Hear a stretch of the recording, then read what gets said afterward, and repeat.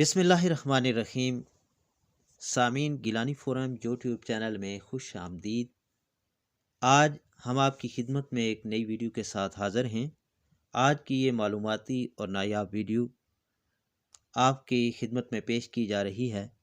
आज की इस वीडियो में हम आपसे ज़िक्र करेंगे कि दुनिया की सबसे पहली तहज़ीब याफ्ता और कदीम कौम कौन सी है।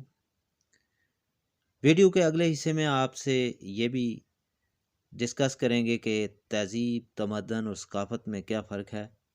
लेकिन सबसे पहले हम ये जानने की कोशिश करेंगे कि तहज़ीब आखिर क्या चीज़ है, तहज़ीब से क्या मुराद है।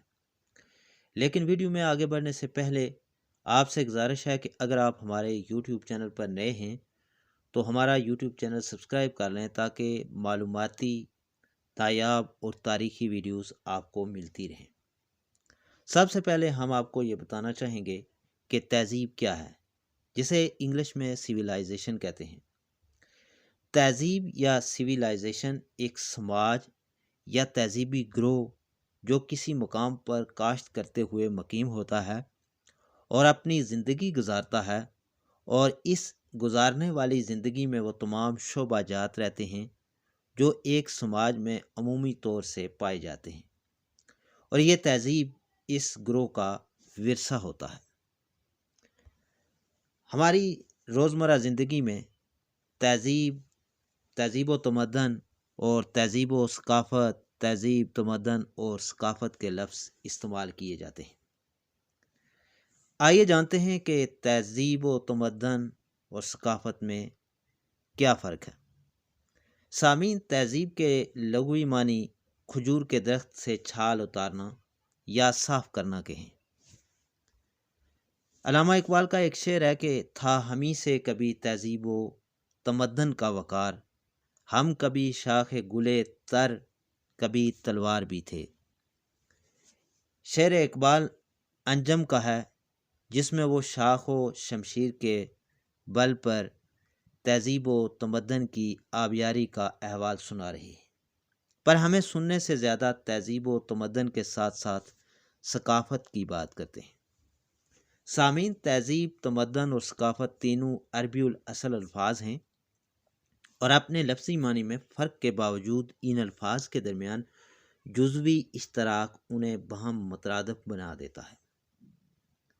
आसान लफ्ज़ों में कहें तो गाहे तमद्दन को तहज़ीब के और तहज़ीब को सकाफ़त के माने में इस्तेमाल किया जाता है। तहज़ीब के लग़वी मानी, जिस तरह हमने आपको पहले बताया कि खजूर के दरख्त से छाल उतारना या साफ़ करना कहें, इन मानी की रायत से इस लफ्ज़ में आरास्तगी, शाइस्तगी, इस्लाह, अदब व आदाब और तरतीब व तदवीन का मफ़हूम पैदा हुआ। यूज़ैनी तरक्की, तर्ज़ माशरत और तमद्दन को भी तहज़ीब कहा गया। मानी की इसी रायत से ज़हनी व क़ल्बी इस्लाह या सफ़ाई को तहज़ीब, बातन, जबकि तर्ज़ माशरत को यानी तर्ज़ माशरत की मानी में मगरबी तर्ज़ बुदोबाश को मगरबी तहज़ीब पुकारा गया, और इसके मतलब अल्लामा इकबाल ने आगाह किया कि फ़साद क़ल्ब व नज़र है फ़रंग की तहज़ीब, फ़साद क़ल्ब व नज़र है फ़रंग की तहज़ीब, के रूह इस मदनियत की रह सकीना अफ़ीफ़। तहज़ीब के एक दकीक तर मानी वो माशरती तर्ज़ अमल है जिसकी पुष्ट पर शऊरी और लाशऊरी तौर पर कई मजहबी अकीदा कार फरमा हो। अब इन मानी को जहन में रखें और अंग्रेज़ी लफ्ज़ सिविलाइजेशन पर गौर करें, जो मौका की मुनासबत से कभी तहज़ीब का तर्जुमान होता है और कभी तमद्दन का कायम मकाम बन जाता है। मसलन इसे तमद्दन के मानी में फ्रांसीसी मुसन्नफ़ गस्तावली बान की किताब दी सिविलाइजेशन ऑफ इंडिया में देखा जा सकता है, जिसका तर्जुमा तमद्दन हिंद कहा गया है। जबकि अकीदे की बुनियाद पर परवान चढ़ने वाले माशरे के मानी में सिविलाइजेशन को अमरीकी मुसन्नफ़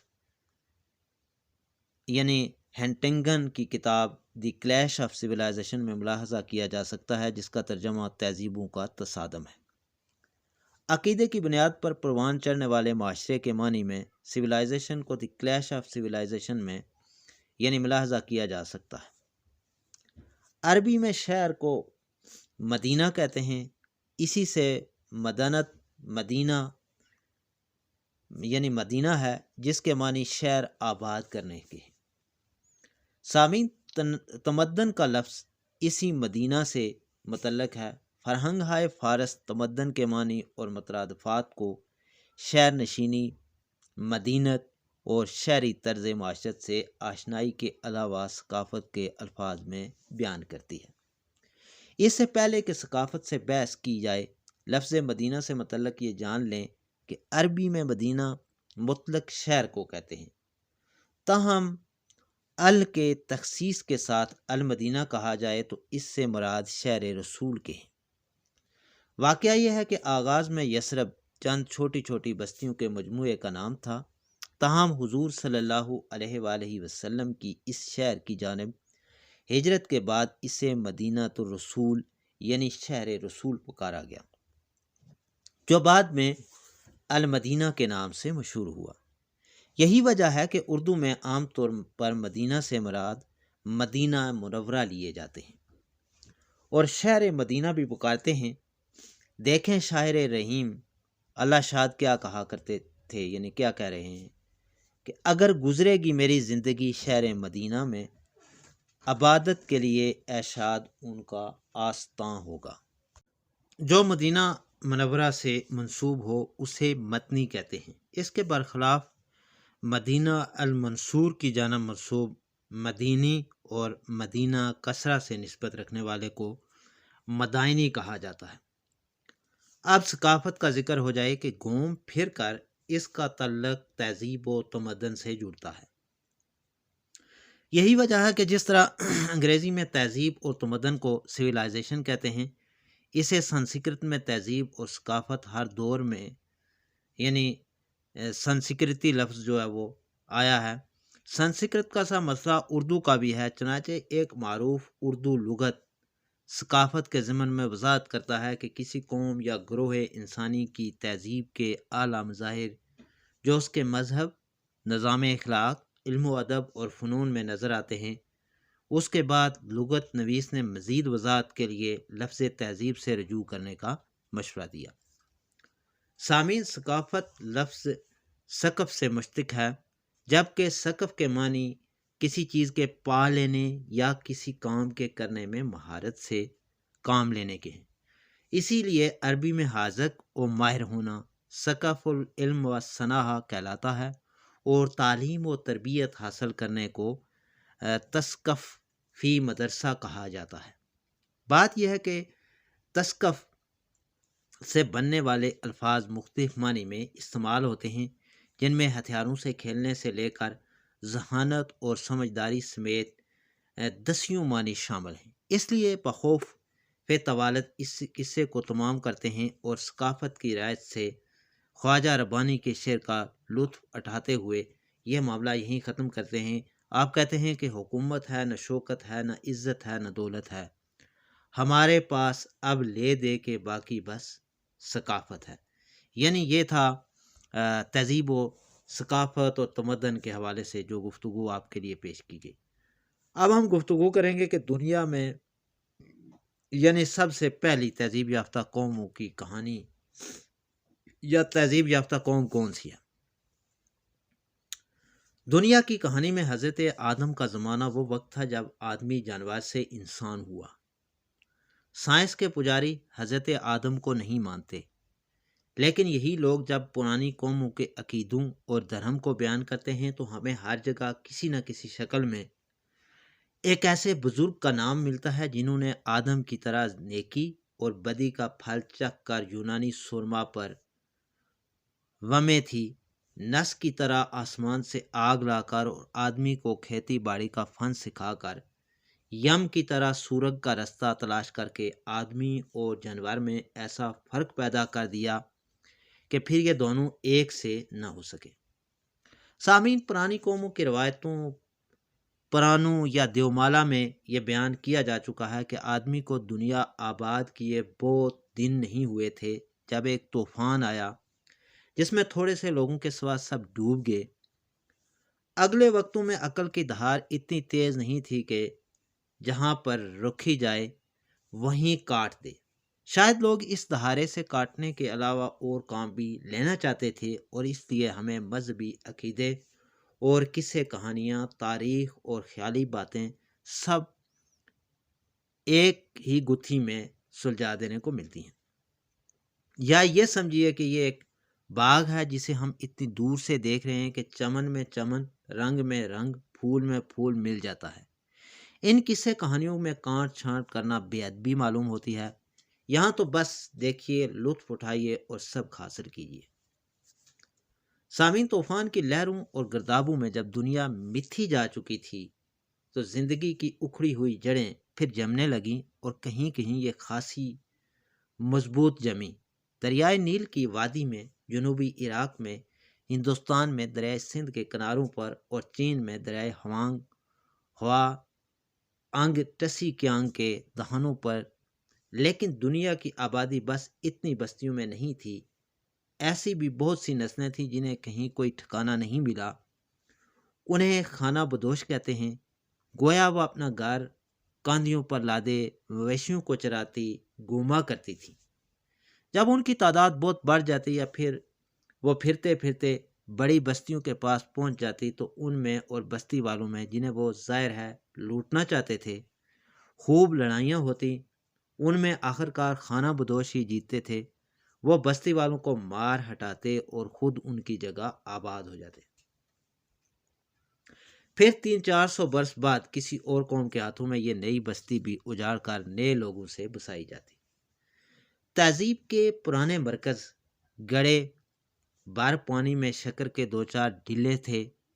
پانی ہلا دیا جاتا تو وہ گل جاتے، پھر جب وہ ٹھہر جاتا تو شکر بیٹھ جاتی، لیکن پانی کو ہلانے والے کچھ نہ کچھ مٹھاس بھی اپنے ساتھ لاتے تھے۔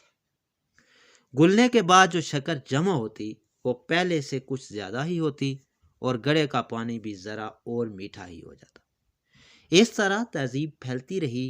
عراق، مصر، ہندوستان کے علاوہ بحر روم، جسے انگریزی میں سیمی ڈیٹیرین کہتے ہیں، کے ساحل پر، فلسطین میں، شام میں، کریٹ کے جزیرے میں، اٹلی کے ضلع ایڈوریا میں، شمالی افریقہ میں، آج کل کے شہر تونس کے قریب تہذیب کے مرکز قائم ہوئے۔ ہمارے عالم ابھی بھی یہ طے نہیں کر پائے کہ مصر کی تہذیب سب سے پرانی ہے یا جنوبی عراق کی سومیری تہذیب، لیکن یہ دونوں بہرحال 8-10 ہزار برس پرانی مانی جاتی ہیں۔ اور ہندوستان کے اندر ہڑپا اور موہنجو داڑو میں جن بستیوں کے نشان ملے ہیں، ان میں سب سے پرانی ان سے کچھ کم نہ ہوں گی۔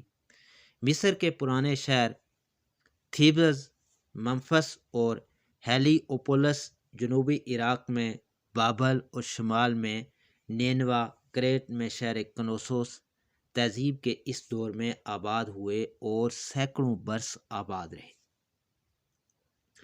اب سے کوئی 4,500 برس پہلے ایک نئی نسل نے، جس کا ہمیں نام تک معلوم نہیں ہے، اور جو اپنے آپ کو آریہ یعنی پاک یا پوتر کہتی تھی، خدا جانے کہاں سے نکلی، اس نے جنوبی یورپ، عراق، ایران اور ہندوستان پر قبضہ کیا۔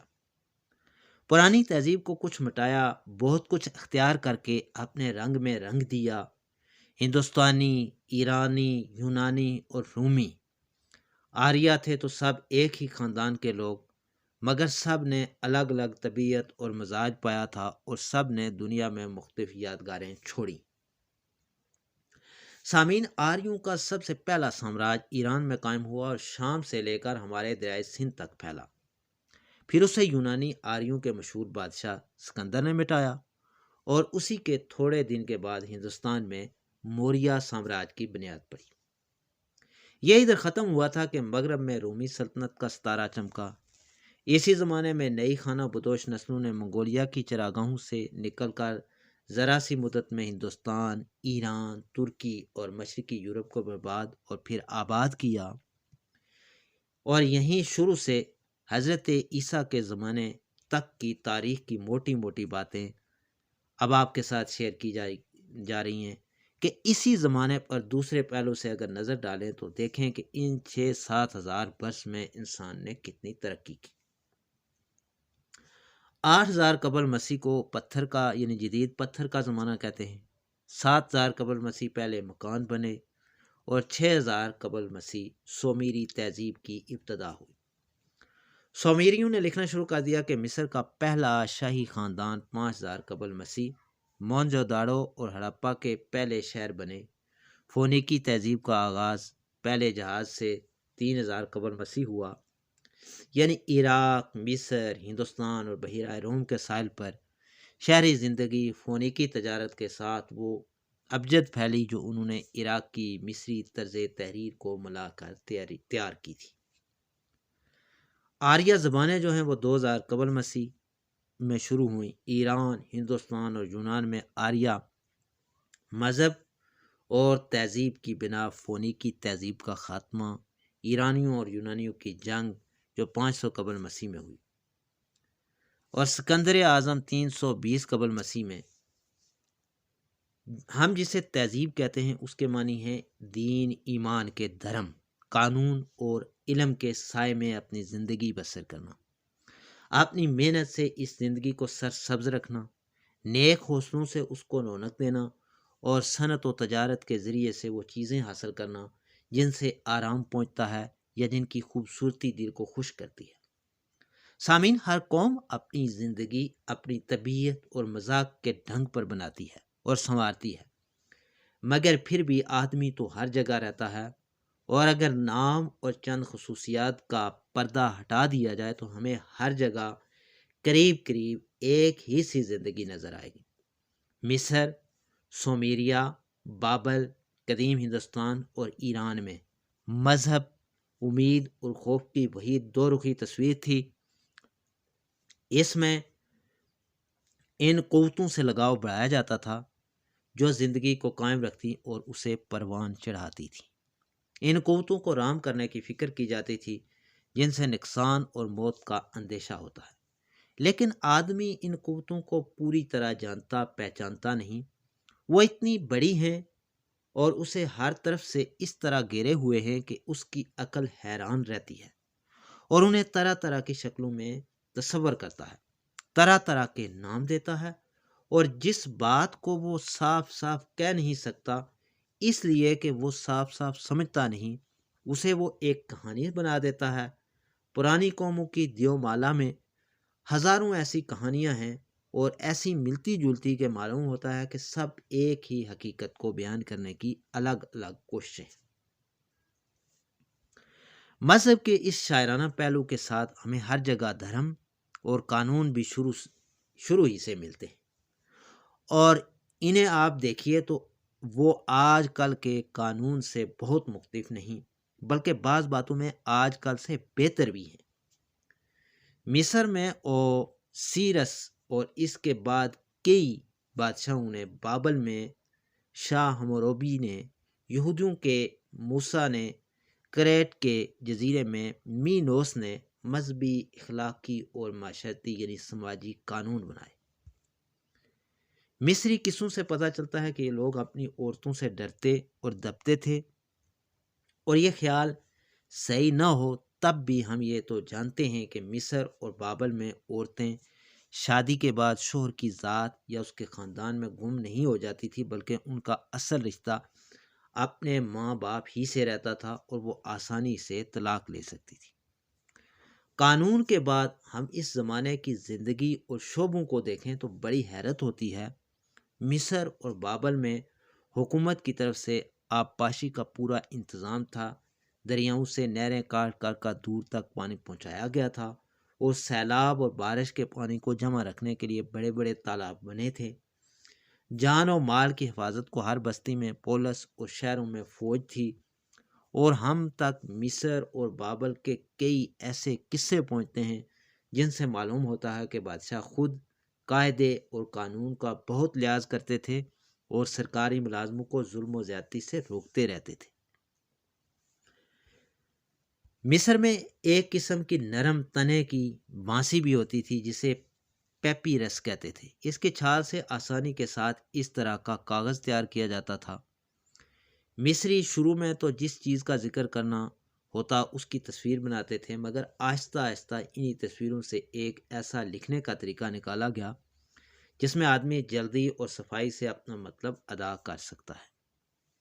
لکھنے پڑھنے کے علاوہ علم بھی تھے، اور جو اس زمانے میں حاصل کیے گئے، وقت کو سالوں میں، سال کو مہینے میں، اور ہفتے دن کو پیروں میں سب سے پہلے بابل والوں نے تقسیم کیا، اور دھوپ گھڑی سب سے پہلے انہی نے بنائی، ستاروں اور برجوں کے نام انہی نے رکھے، اور شب گھڑی نکالنے اور ستاروں سے فال دیکھنے کی رسم انہوں نے شروع کی۔ مصریوں نے جنتری بنائی، اور حساب اور اقلیدس یا جیومیٹری میں انہوں نے جو کمال حاصل کیا اس کے ثبوت کے لیے اہرام مصر یعنی پیرامڈز موجود ہے۔ ان میں جو سب سے بڑا ہے وہ سینکڑوں من وزنی پتھروں سے بنا ہے، جن کی تعداد 1,20,000 کے قریب ہوگی۔ یہ پتھر بغیر چونے مسالے کے ایسی صفائی سے بنائے گئے ہیں کہ ان کے جوڑ مشکل سے دکھائی دیتے ہیں، جس کا ذکر ہم اپنی گزشتہ ویڈیو میں کر چکے ہیں۔ سامعین، سب سے زیادہ تعجب تو اس وقت ہوتا ہے جب ہم مورتوں اور تصویروں میں اس زمانے کے لوگوں کی صورتیں دیکھتے ہیں، اور ان کی صحبتوں اور دلچسپیوں کا نقشہ ہمارے سامنے پیش کیا جاتا ہے۔ عراق، مصر اور کریٹ کے لوگوں نے بس یہی نہیں کیا کہ ایسے قانون اور زندگی کے ایسے اصول بنائے جن سے ان کی تہذیب مدتوں قائم رہی، یا علم اور فن کو ایسے درجے پر پہنچایا کہ ان کے کارنامے دیکھنے والوں کو حیرت میں ڈال دیا۔